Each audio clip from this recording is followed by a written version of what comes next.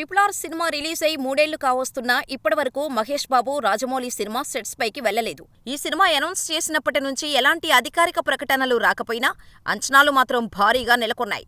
Mahesh Babu first pan India project కావటం, RRR తర్వాత Hollywood స్టాండర్డ్స్తో Rajamouli చేస్తున్న సినిమా కావటంతో ఫ్యాన్స్తో పాటు సినిమా లవర్స్ అంతా ఈ సినిమా కోసం ఈగర్గా వెయిట్ చేస్తున్నారు.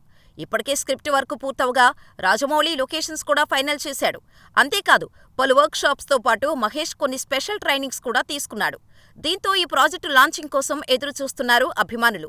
కానీ ఎలాంటి అధికారిక ప్రకటన లేకుండానే తాజాగా SSRMB పూజా కార్యక్రమం నిర్వహించారు రాజమౌళి. దీంతో మహేష్ ఫ్యాన్స్ ఫుల్ ఖుషీ అవుతున్నారు. ఇదిలా ఉంటే ఈ సినిమా కోసం మహేష్ బాబు కీలక నిర్ణయం తీసుకున్నట్టుగా తెలుస్తోంది. దాదాపు 1000 కోట్ల బడ్జెట్తో తెరకెక్కనున్న ఈ సినిమా కోసం మహేష్ ఒక్క రూపాయి కూడా రెమ్యూనరేషన్ తీసుకోవడం లేదని సమాచారం. మేకర్స్ భారీగా ఖర్చు చేయబోతున్నారు కాబట్టి రెమ్యూనరేషన్ తీసుకోవడం కరెక్ట్ కాదని మహేష్ భావిస్తున్నాడట. దీంతో రెమ్యూనరేషన్ బదులు లాభాల్లో వాటా తీసుకోవటానికి ఓకే చెప్పాడట.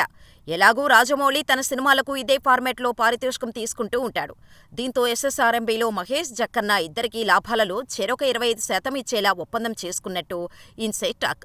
ఇక ఈ సినిమాను దుర్గా ఆర్ట్స్ పతాకంపై సీనియర్ నిర్మాత KL నారాయణ నిర్మిస్తుండగా సమ్మర్లో రెగ్యులర్ షూటింగుకు వెళ్లేలా ప్లాన్ చేస్తున్నారు.